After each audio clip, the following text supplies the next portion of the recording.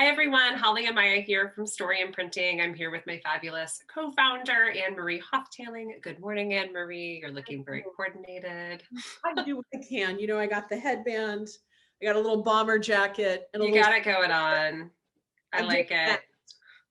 it. I want to talk today about this idea of accessing stories and story mining, because this is something feedback that we get a lot from clients, is that they love the idea of storytelling, but they have no idea how to actually put it into practice and get into it. We talk a lot about this in our trainings, but I thought it'd be nice to give our YouTube fans, all 12 of you, a Stop it. We have 171 of you, and I love every one of you as if you were my own child. Don't listen to this nonsense. oh my gosh. Oh my gosh.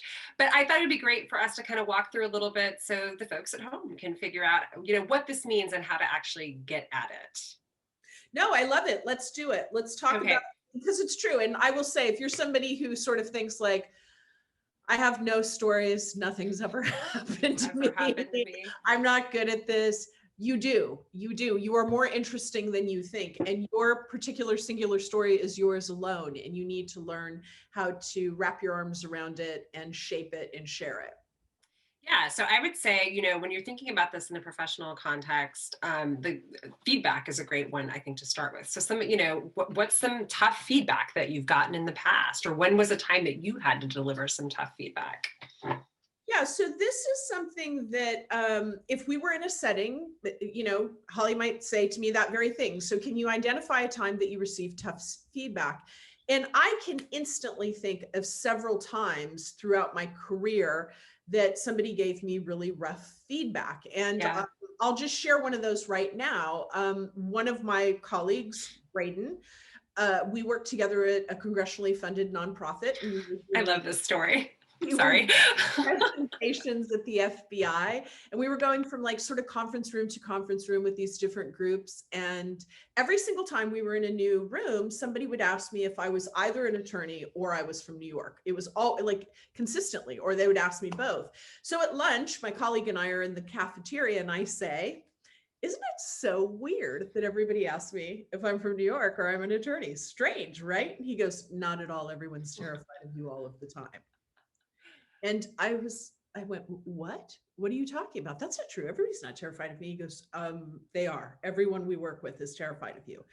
And I paused for a moment and I said, well, my team loves me and they're super loyal. And he goes, your team does love you. And they are probably the most loyal team in the organization. And they're afraid of you. And he said to me, he goes, Anne-Marie, you have this way of speaking sometime that is so sharp and so direct. And he said, and not everybody can manage that. And he said, everybody trusts you and loves you, but your tone is problematic. And it was really painful. And he loves me a lot. We're still friends to this day, but it was hard because that wasn't my intention. And what I learned from that was, I grew up in a culture of poverty where being tough and being hard and being direct was how you survived. It's how you navigated through the world, but it didn't necessarily translate everywhere all of the time. Right. I had to go away and really work on reimagining my own communication style and how that was having an impact on people. And so if I were going to take that story and use it, I could use it in a leadership keynote about why feedback is important and how you never forget it and how everyone is powerful. But you could also use it as a bridge if you're about to deliver really tough feedback and say to someone, I'm about to share something with you that's hard, but I have been you. I have sat in that seat. And feedback is a free education to excellence. So before I share this feedback with you, I'm going to share a time when somebody gave me really tough feedback. So that is how you would both access it, apply it, and shape it. And I think what's important to note there too is that that's a story, that's not a story in which you are like the shiny heroine, right? Like that's a story of you really being in what we call kind of the one down position. And I've sat in story mining sessions before with folks, and I've asked them to, when we've gone through the story mining process, and I've had people, a couple that I can think of in particular, where like every single story, they are like the winner and the hero of the story. And that's great. We all need a hero story, but like that does not make you more relatable. No one is like, oh, I would work with her because she's like perfect all the time and she wins everything, right? And I think especially for someone, frankly, as your friend and your partner, like you are very you're very shiny, and I mean, people see you at a keynote of 3,000 people or whatever, and I've seen this. You're like mobbed afterwards, and everyone, what it's true. You roll your eyes, but it's true, and that kind of story draws people closer to you as a human being because it shows that like all of us, you're fallible. You've had to receive tough feedback in the past. And I think, if you're a leader, that's really, really critical because I think probably, especially in this crazy virtual world that we're living in, people are probably a little bit scared of you. Like, all of you who are watching this, there's somebody who's intimidated by you, and being able to have a story to sort of draw them a little bit closer is huge for your leadership presence. And I think that, I know let's do another one. Maybe Holly, Yeah. you do one and talk a little bit about like maybe, so if Holly were a client and she was trying to sort of develop stories, just as she asked me, like a time somebody gave you tough feedback, I might ask her, like, what's the toughest lesson you've learned in your career? Oh, wow. Yeah, that's a good one. I would say, and a pause is normal, right? Just so you know, just because This is how it would normally this is look. how it would go. And if I, it doesn't come to you yeah, instantaneously, that's okay. This is the whole. So think about a setting in which either somebody gave you tough feedback, because yeah, probably that's where the hard lesson was, a time that you made a rough mistake, that yep, could be where a hard lesson was, or an interpersonal failure. yeah. So I would say, and as just so you guys know, as we're doing this, I am now thinking of my career in chapters, right? Like I've had a job as a journalist, I've had jobs as lawyers, I've had jobs as in communications, and so I'm kind of cataloging in my mind um, those types of prompts as I'm Yeah. externalizing. I would say probably the toughest lesson is that you don't have to. Your mistakes uh, do not. They are not your identity. And what I mean by that is when I, and it goes in actually in consort with another lesson, which is, you can change careers, you can change paths, and the paths don't define you.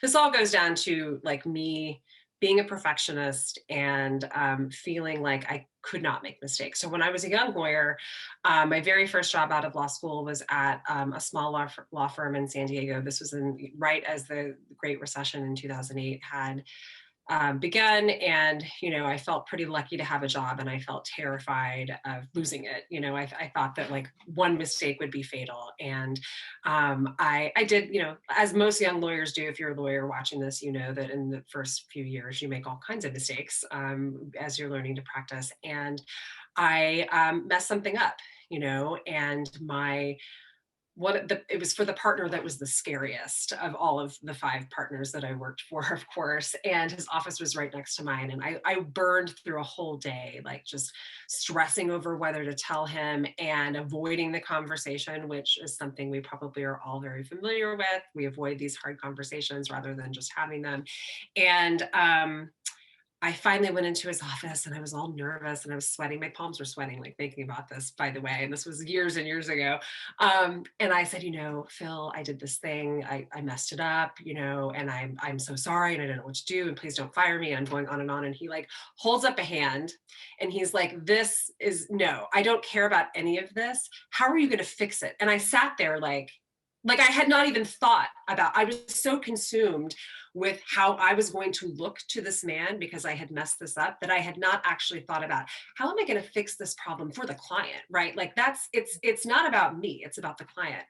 And I was like, oh, I don't know. And he's like, do not come back in here until you have figured it out. He's like, I don't have time for this. Like, just go.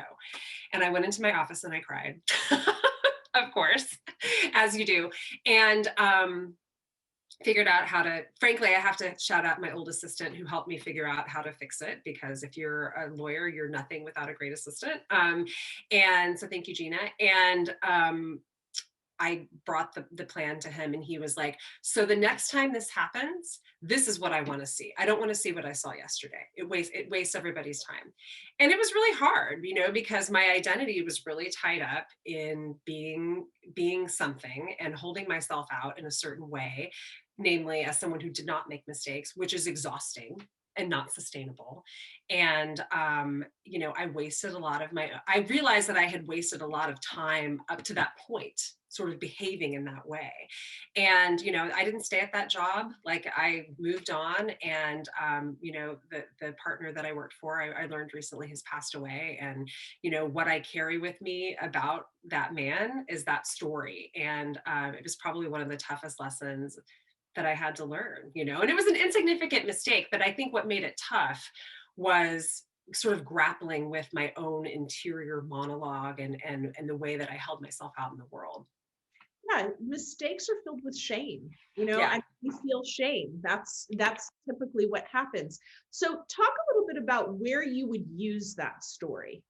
Yeah. Definitely you could use it in coaching. Like, if you have people that are reporting into you, and you see that kind of behavior, say we had someone who was working for us, Anne Marie, and he or she would do what Anne Marie calls carry their mistakes around like an infant and nurse their mistakes. I mean, I think that's a great way to sort of lower myself to the ground a bit and say, hey, listen, I've been you. I totally understand. And it's also not useful. And here's the lesson that I learned there. So I could use it there. I mean, I would say I could use it in any kind of training that we do on leadership presence, because frankly, that kind of behavior really undermines how you are perceived. There are a variety of, and frankly, I mean, I could use that story with my kids, I mean, and as Anne Marie knows, I have 2 kids, and I have one who's a little perfectionist for sure. And she doesn't like to try things that she thinks she's going to fail at, which she genetically has inherited from me, because I was like that as a child, so you can use these stories, not just in professional settings. They also are applicable in, all kinds of personal settings as well. Yeah, so just find a way for you to think about talking through these things and memorialize them. You don't have to write them out. You could, but you don't have to. I tell people, like, just put them together and like just carry around like a tiny notebook and just write like mistake, lawyer's name. You will remember, because you probably told that story before. Mhm. And that's really how you sort of access them. Every Monday, I post a story prompt on LinkedIn. So that you can write for 15 minutes on whatever like rises up to meet you. And sometimes it's a word, sometimes it's an idea, like a time I failed, sometimes it's something like orange, and what does that strike up for you? Right. Just writing and allowing yourself to find those stories. You are more interesting, dynamic, and important than you think. And when you don't sort of value your stories, they get lost. And to your point, Holly, this man who just died, when you leave, all that remains are the stories that are left behind. That's all any of us get. So think hard about that, and don't dismiss your life experience. Memorialize it and leverage it. 100%. Thank you, my friend. It was great to see you. Thank you to all of you who are watching. If this resonated with you, please comment. Please let us know. Please like the video. Reach out to us and let us know what kinds of content you're interested in. We make all of these videos in response to what y'all say. So please don't be shy. Be a friend. Let us know what's going on, and we'll see you next time. Bye.